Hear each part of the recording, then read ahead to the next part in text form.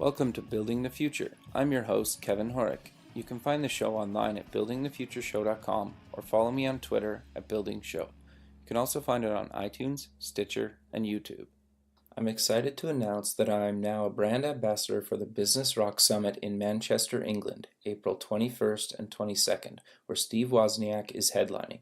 More details at business-rocks.com. Welcome back to the show. Today we have David Idell, co-founder and CEO of Croissant. David, welcome to the show. Thanks for having me on, Kevin. Yeah, no, thanks for being on the show. I think that what you guys are doing is really interesting and very cool. So it's kind of why I wanted to have you on the show. Yeah, that's awesome. I'm honored to be here. I was reading through the past shows, and I'm very honored that you would consider me among the ranks of your other attendees. So, yeah, very honored to be here. No, it's awesome, man. The feeling's mutual. So maybe kind of before we talk about Croissant and whatnot, maybe let's talk about kind of where you grew up. Sure. So I'm from upstate New York. I grew up my whole life there. I went to college upstate as well in Albany. Shortly after college, I ventured down into the city of New York, and I've been there ever since. Minus a year elsewhere, but mainly. So what I did in college was really computer science.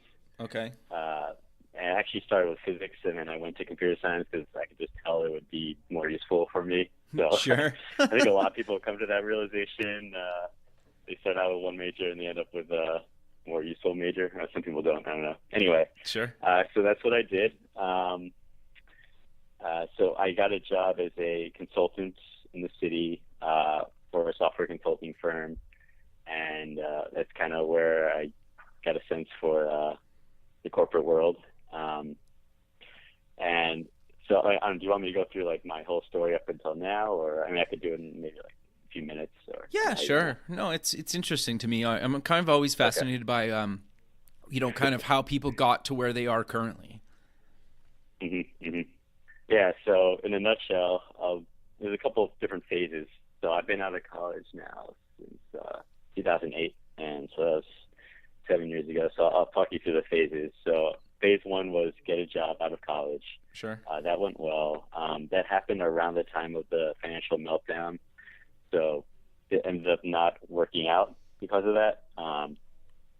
So I ended up being let go from that. What was the job? Was it in technology? Say again? What was the job? Yeah. It was consulting, and it was like projects with like Java. Oh, okay. Yeah. Java from college. So I was doing that, and then my friend approached me about it's just crazy thinking about it looking back, but he approached me about doing online trading. So I kind of got into that for a few years, actually. That's interesting. We built a whole algorithm together, and we were working on it, and my friend actually raised money for us to trade. We were like kind of trying to start like a little fund. Right.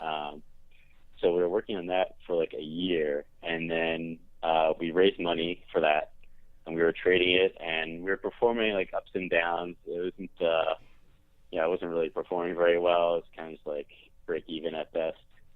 And around the time when we were kind of winding it down because it wasn't really working out, I got the idea that we should package it up and sell it as like a desktop application, like this algorithm that we made for sort of predicting the charts.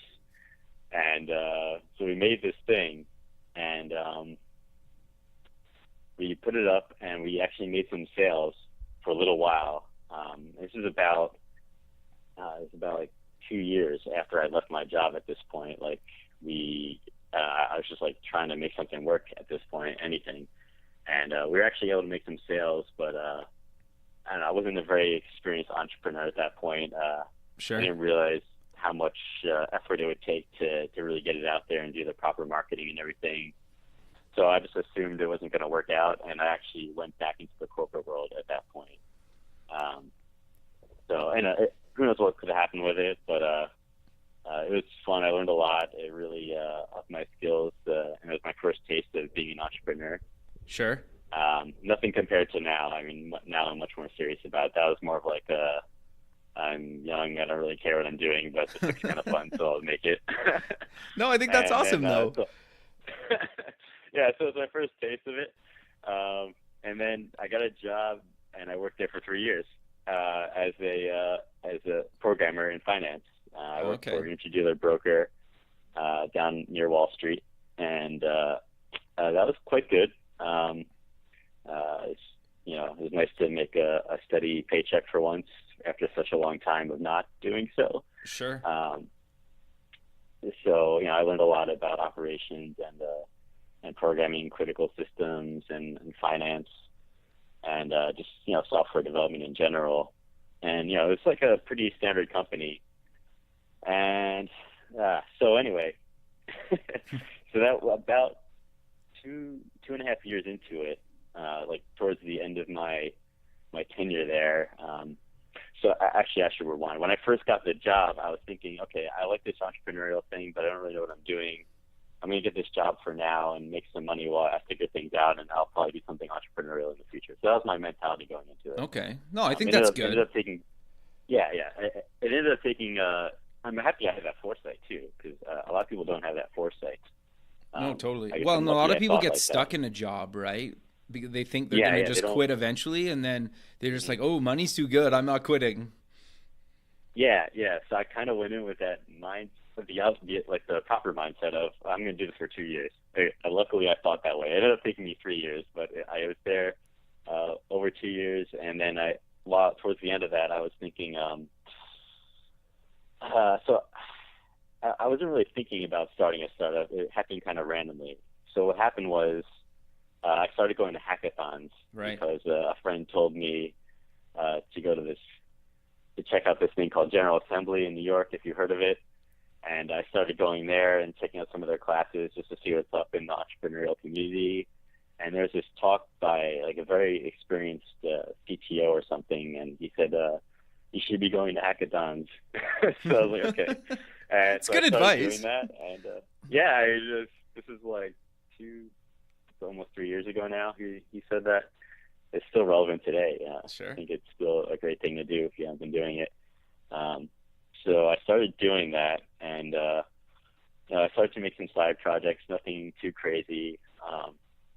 And then summer of last year, 2014, I went with some friends to a hackathon, and we made a prototype for something that we thought would be cool in our corporate jobs. Okay. And that's where Perky was born, my last company. Right. So Perky was basically a way for employers to give perks to their employees. It was kind of like Groupon for the enterprise. Like they'd be able to subsidize deals for their employees. Okay. So we made it. We prototyped it at that hackathon, and then we worked on it for a while. And I started to get more serious, and I thought this would be the perfect opportunity to quit my job finally and do the entrepreneurial thing that I've been hoping to do. Sure. And so I quit my job and started working on it full time. How did you support yourself? Because one of the things that I went in with into my job, thinking that I'd be quitting in a few years, was that I would have to save a lot of money. So I did save most of my paycheck every month, actually. I did not live like I was making the money I was making. So I was lucky enough to be making a nice paycheck, but I was living as if I was still an entrepreneur from back before I got the job. Like, luckily that experience enforced in me the lifestyle of saving money. So that's one of the keys to being successful, saving money beforehand, planning ahead. So is there like, when you mention this to other people, is there kind of you're like, you should save a year, 2 years, 6 months? Like, is there kind of like, or what have you found, I guess, in your experience?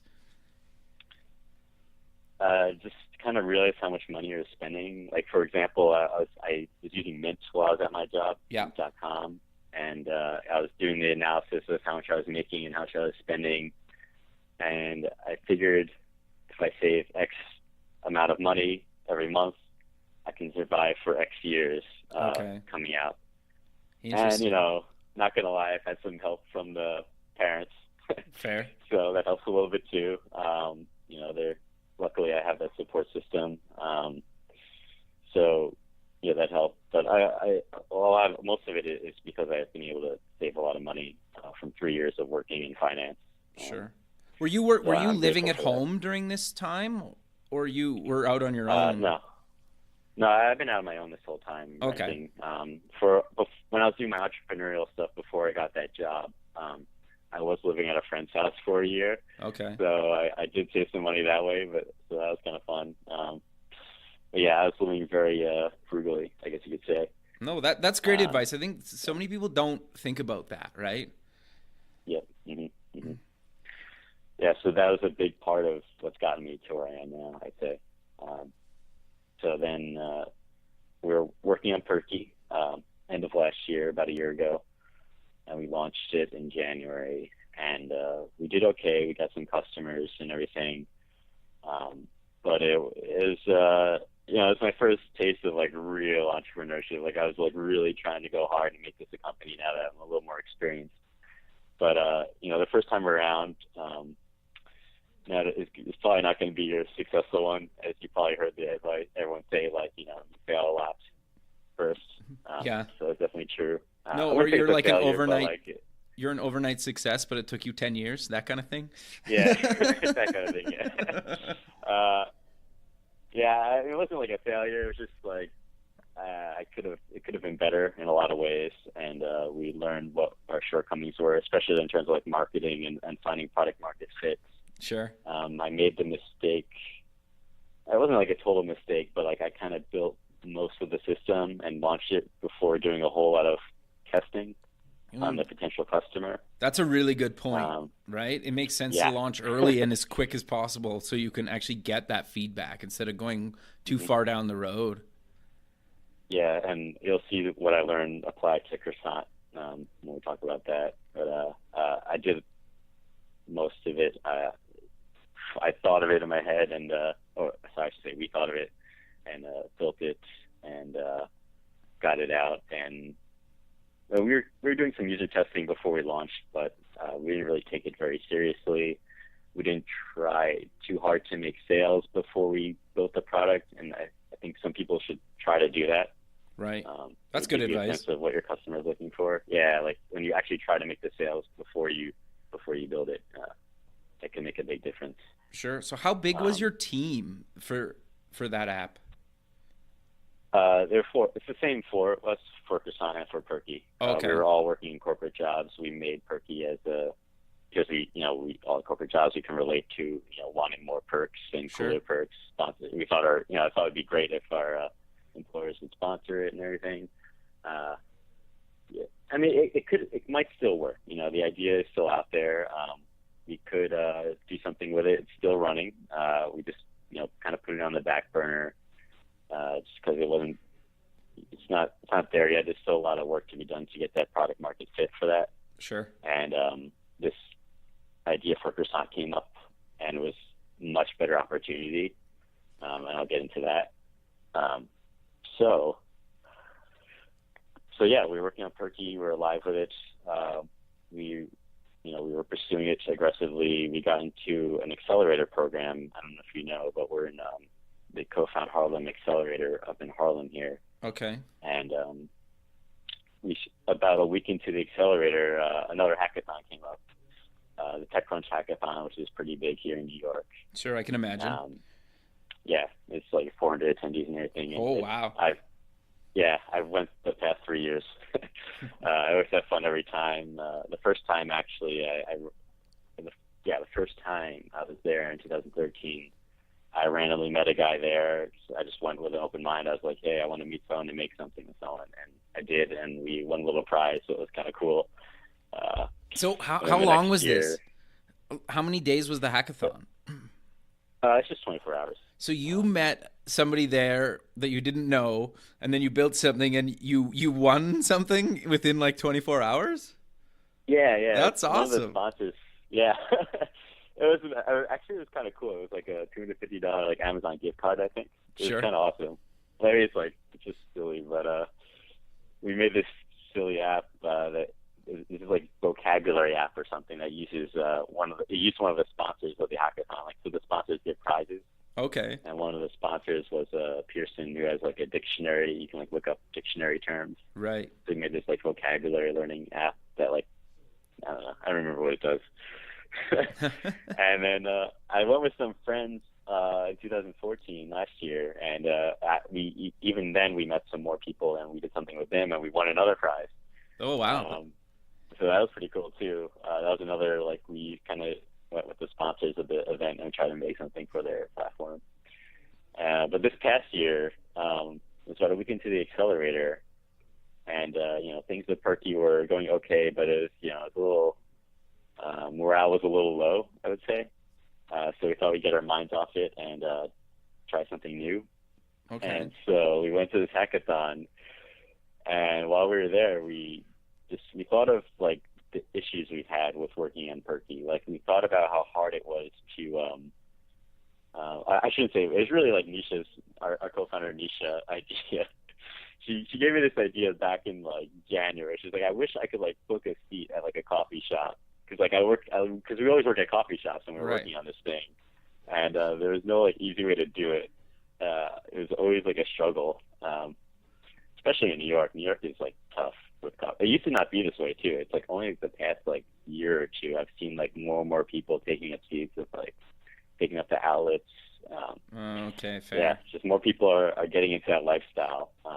So that's kind of like the precursor here. Yeah, it's kind of trendy to be so- like a startup co-founder that works at a coffee shop, right? And some people are actually doing it, and others are just kind of wannabes. Yeah, it used to just be like bloggers and writers, and that was like the coffee shop people. But now like everyone's doing it. Sure. So that's part of the drive here.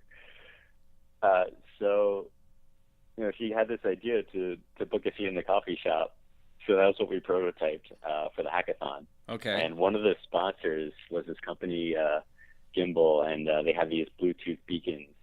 And so we integrated that into the prototype. And so we had this thing where you had these beacons triangulating your position in the coffee shop, and you can like order coffee to your seat. That's awesome. And the coffee shops are like charged by the hour, so like they can still monetize off the people who don't really want to buy anything; they just want to like work at the coffee shop. Right. So that's kind of what we threw together.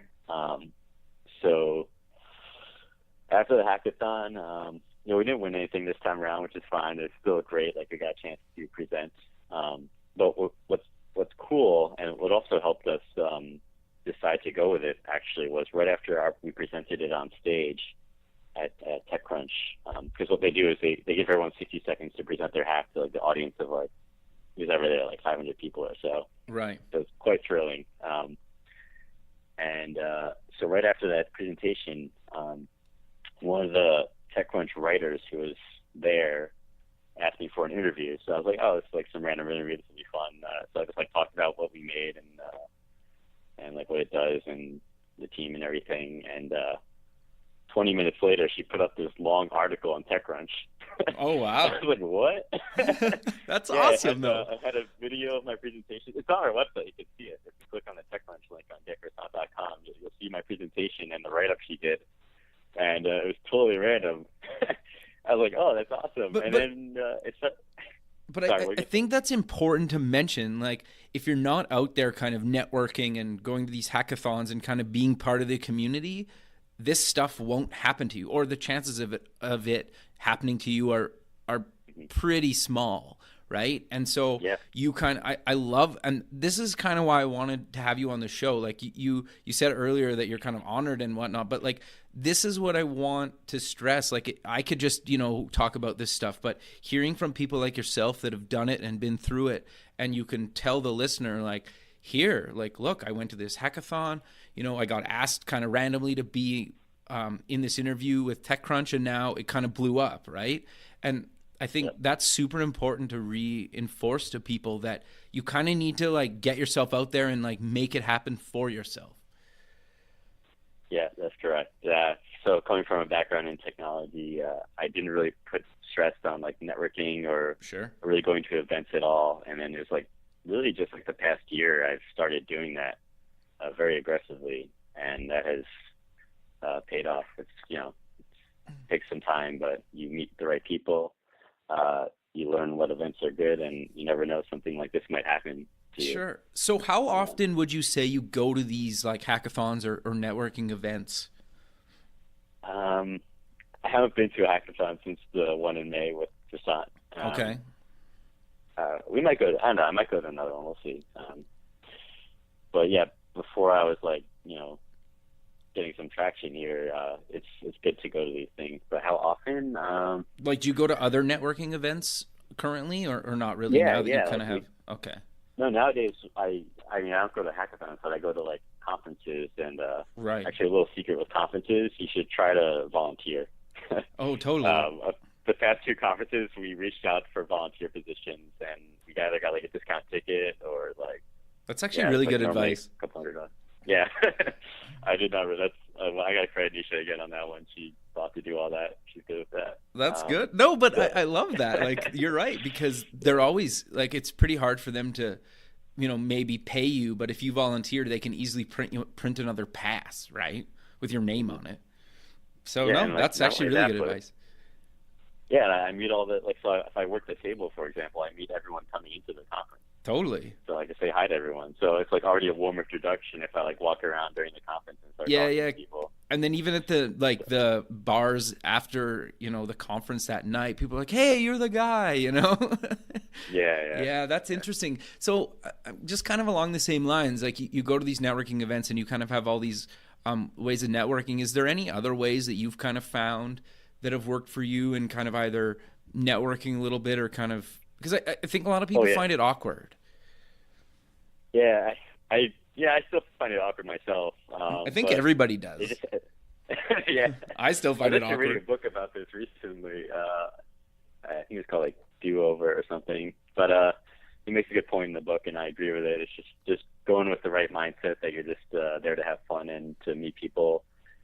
Don't go in with the mindset that you want to like find the right person to do business with. It's more like just go in looking for friends kind of thing, or not even. Yeah, that is good advice. Friends. So I forget that sometimes. Sure.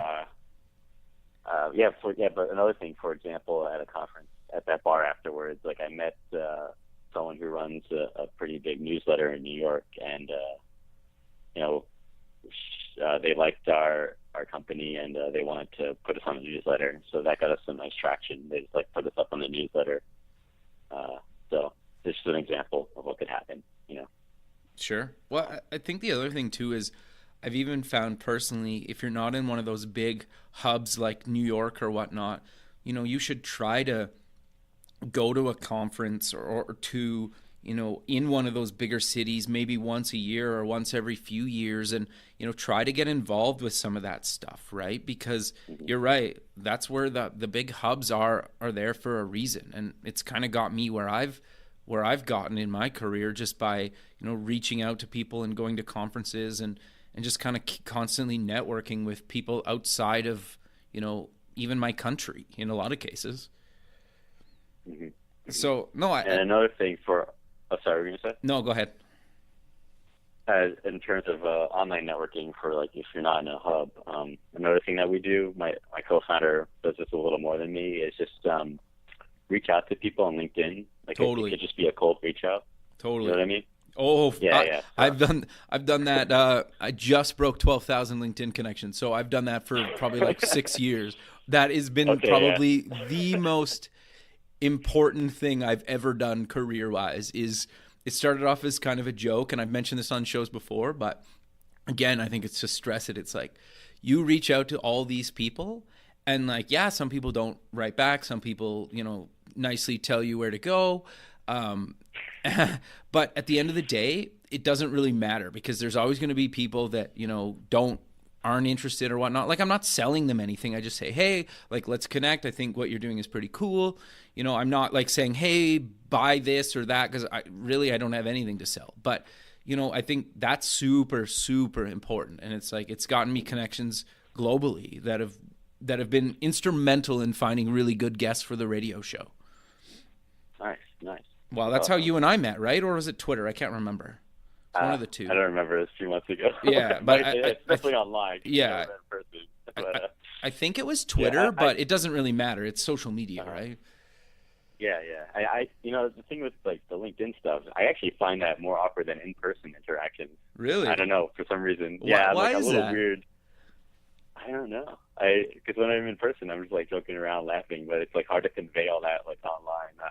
That's a skill I got to work on. Like I only started doing this recently, the That's whole cold reach out on LinkedIn. That's actually So like fascinating to me because I'm the total opposite. Like I feel completely awkward talking to people in person where I was like, "Oh, this is perfect. I can network online and I don't yeah, have yeah, to worry about that." But it's interesting that, you kind of have the reverse. And I think the point I guess to stress here is that you need to figure out what's more comfortable for you, and then obviously you need to push yourself out of your comfort zone and kind of do the other one as well, but at least start off with the one that is least uncomfortable.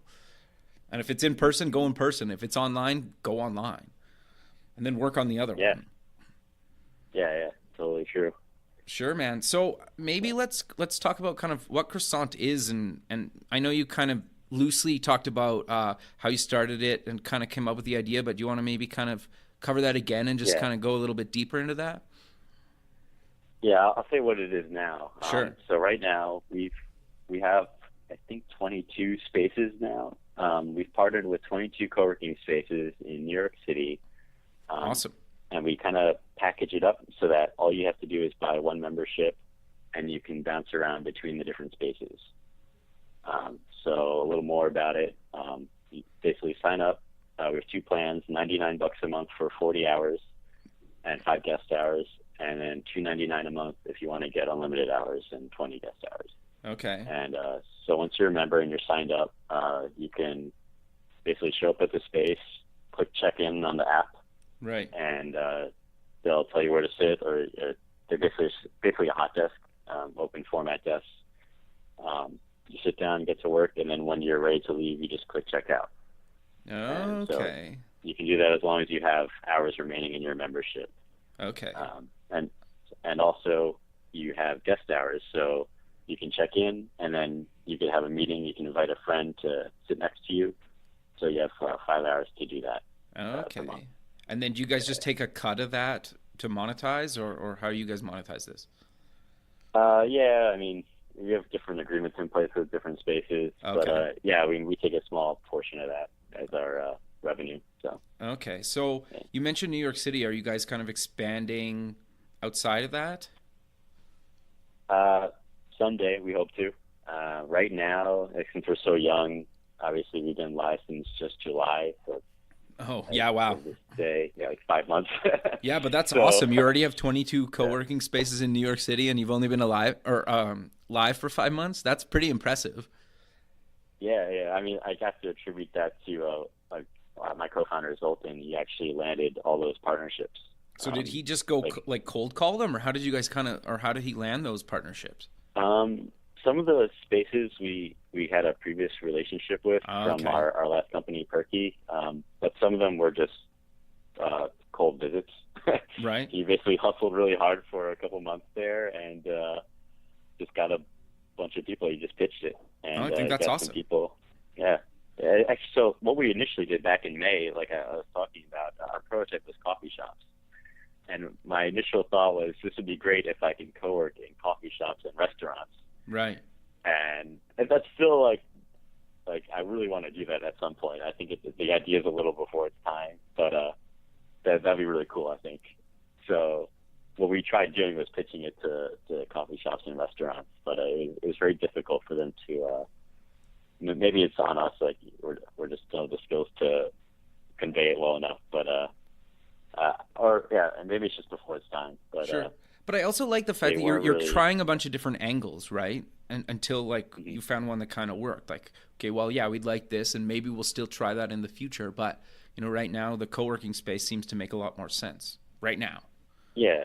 A lot of things that'll make you. One of the things that'll make you successful is catching trends. They Sure. say. So if you can get on a good trend, such as co-working is like a trend. Yeah. So we're kind of like riding that trend for now. Sure. So we started out pitching these coffee shops, and in restaurants, but they weren't really going for it. So we randomly started pitching co-working spaces just because they seemed like it would fit them, and then it just clicked right away. Like they got it, they already understood it, and it made sense for them. So they were totally on board. Sure. And so we've been steadily increasing the number of spaces ever since July. No, that's awesome, man. So if I want to kind of get started with Croissant, like how do I go about doing it? It's pretty simple. You just go to getcroissant.com, click sign up, your name, email, which membership option you'd like, and you pay. That's it. You're a member. Awesome. No, that's wicked. Yeah.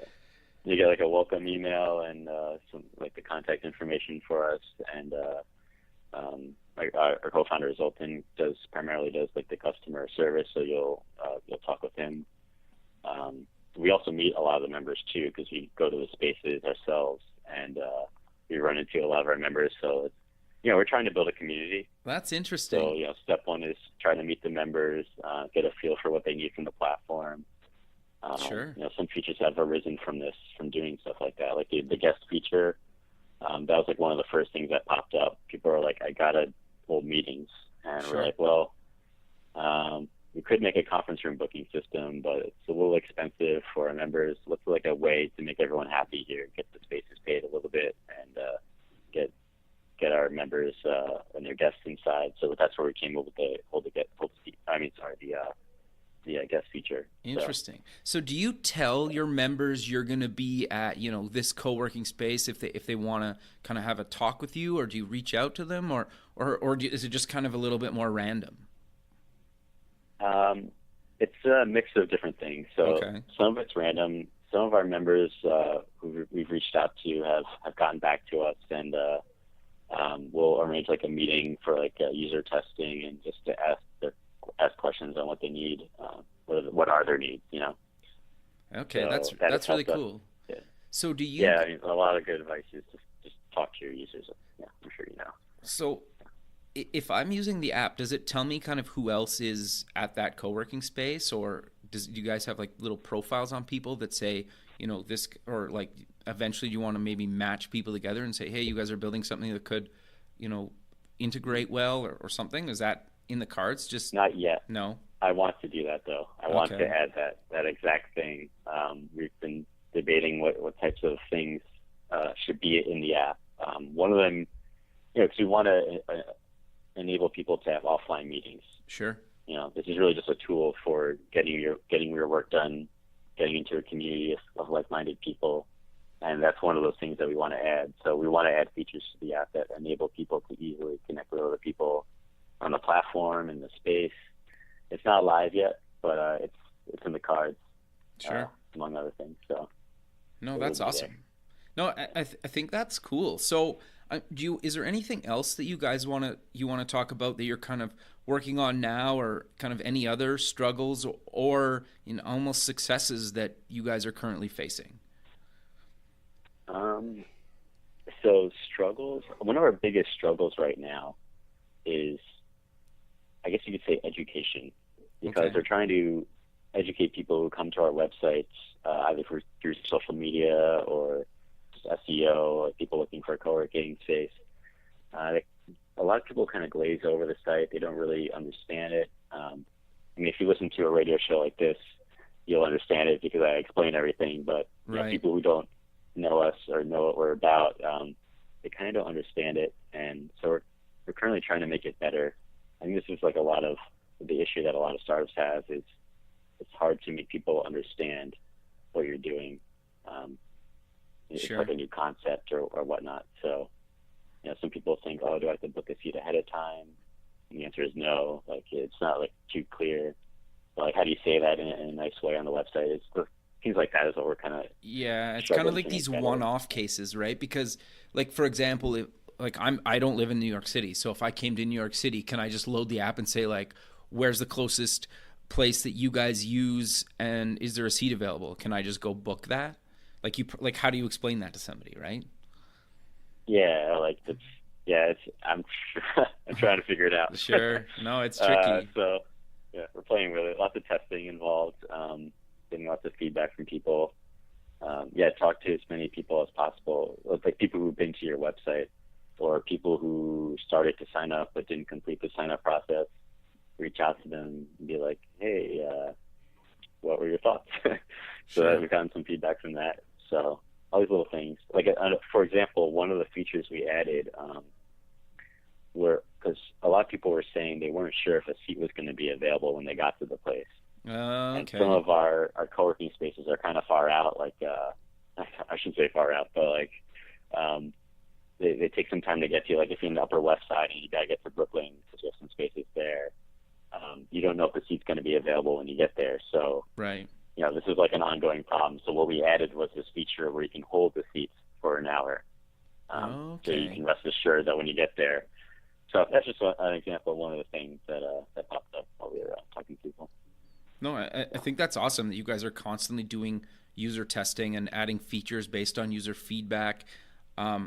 Usually, how many times do you kind of need to hear a feature request before you kind of implement that? Because I'm sure you hear feature requests all the time, and sometimes you're like, well, that might be like your edge case. That might not be good for the entire app, or or do you guys kind of have a rule with that? Or I'm always curious about that.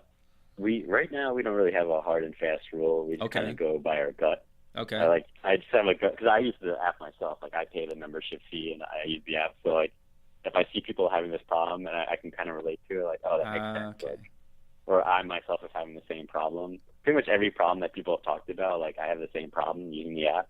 Okay. So like I can feel for it. I have a pretty good feel for like what we should and shouldn't do. I don't know if that's the best way to do it, but it's been working for us so far. No, I think it makes a lot of sense to be like a user of your own platform. And I think that's super useful because then you're right. You can relate to people and you can almost request your own features.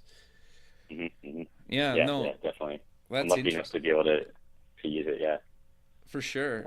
So I'm curious then, do you kind of have any other advice for, entrepreneurs, and you kind of like maybe fell into Croissant a little bit is maybe a little bit of a stretch, but you kind of tried something, you pivoted a little, you started a new company, you went out and networked, and you basically met a bunch of people. Do you have any kind of advice for other people kind of looking to start out?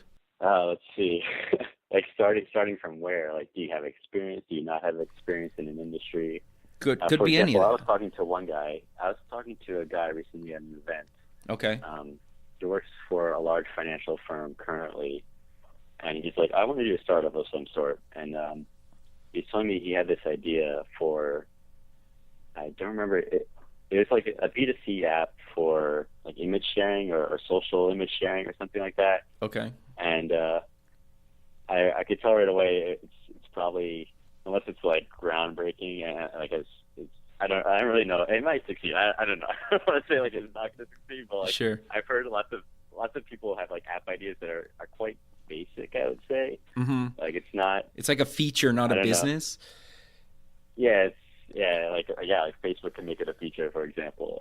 Yeah. So that's what I was thinking. But he's talking about also how he's been in the industry for a while at this financial firm, and so what I told him was, take a look at what you know, because you know this industry very well that you're in. Like, this finance industry, like, for example, fixed income and the data that he's a programmer. Okay. And he knows what like the traders need, what data they need, and what the current pain points are for these traders. So sure. A lot of it is like identifying pain points. And if you're in an industry for a long time, you probably know really well what the pain points are. Sure. So, for example, with us, we knew the pain point with working on our company was it's hard to find a spot to work on it. Exactly. So we were like living it. So we were lucky enough to have that experience. And so this guy, and a lot of people come from the same situation, like corporate job for a long time. They know the industry, so they know what the pain points are, and they know. So that combined with actually executing, since a lot of people also don't execute. Sure. If you combine that industry knowledge with executing, you'll be one of a kind, and you'll probably be setting yourself up for success. And that's just one way to be successful. It's just like a general thing I was thinking, and I think a lot of people come from that same background. So I told him I told him that. No, I think that's really good advice. I think people forget about that. And I think part of the problem with like trying to be the next Instagram or whatever is that like never happens. And you can make a lot better business actually solving a pain point in even an industry that's not necessarily the sexiest industry, right? Like when you say finance, you're like, oh, that's not really that like cutting edge and cool, right? That's, but you can build something that solves a real pain point for people and make a really good living doing that. Mm-hmm. And I think people forget that a lot of the time, that they try to be the next Instagram. And it's like, well, Instagram's business model was sell to Google, Facebook, or Twitter. And they got lucky and sold. Like their original version was like location sharing or something. It wasn't even photos. Like they pivoted too, right? Like they weren't making money when they sold to Facebook. So I think being able to actually be profitable and build a business that makes money is what we should be focusing on. And still, instead of trying to build these like feature-based businesses and hopefully one of the big three acquires us for a lot of money, right? It's like playing the lottery. Yeah, and I mean, it's a lot harder than you think too. It seems simple, but the engineering behind an app like Instagram, for example, is very intense. Like to beat Instagram, like another app that like seems simple but also is very intense engineering is Slack. Has gained popularity. Totally. It just seems like a simple thing, but the engineering behind it is kind of like one of a kind. So it's like there's these little subtle things. It could be a very subtle, nuanced thing that can make or break an app. And the subtle thing is, for example, it could be the engineering on some of these like simple looking software apps. Like totally. Yeah, you're probably not gonna. It's a lot harder than you think to make it that awesome. I mean, you can make a basic prototype working, but to make it extremely successful is another story. So. Yeah, I think the thing is that people forget a lot of the time, and like you and I are in the space, so we understand, but the simpler it is for the user, the more work it is for the designers and developers that are actually creating this thing. Yep. Yeah, it's really hard to make it simple. Yeah, like it's incredibly and fast, and work on, the latest phone and the old phone and the old browsers and the new browsers. You know the pain point, right? Because I've had that at parties before. It's like, oh, you do this stuff for a living? We're going to build the next Facebook together, and we're going to go 50-50 on this. I have the idea. You execute everything. And you're like, yeah, okay, well, that's going to take like thousands of hours to build. And even if we build it, it's going to take millions of dollars to market the thing. Right? So, no, I think it's good. It's good advice. I like your approach to this whole thing. But sadly, David, we're running out of time. So maybe we'll just kind of end the show with you promoting companies and your social media links, and then I'll post these in the show notes as well. Sure. So I mean, the website is getcroissant, like the food.com, and getcroissant is our Twitter handle, our Facebook handle, Instagram. We have a blog on Medium, but we just have Croissant. Okay. We're just Croissant. We landed Croissant. Yeah, interesting. So where did you come up with Croissant? Like, how did you guys come up with that? Totally random. Nisha just like randomly picked it, but I mean, it stems from our background of working in coffee shops. Sure, I kind of guessed. Buy coffees and croissants while we were working there, and I was like, oh, I don't want to buy that stuff. Like, it's got to be an alternative. So like, we're like the alternative to buying the croissants. That's why we stuck with the name. It makes sense, right? Yeah, totally. That's cool. Yeah, and people love the branding, so we're sticking with it. Yeah. So. No, awesome, man. Well, thanks again for taking the time to be on the show, and we'll keep in touch, and it's been awesome. Thanks again. All right. Thanks a lot. Cool, man. Have a good one. Talk soon. Later. Bye. Thanks for listening. You can visit past shows at buildingthefutureshow.com. If you're going to the Startup Expo on February 16th and 17th in Fort Lauderdale, Florida, and want to record an episode, please contact me. The music for the show is by Electric Mantra. Check them out at electricmantra.com. Until next time, keep building the future.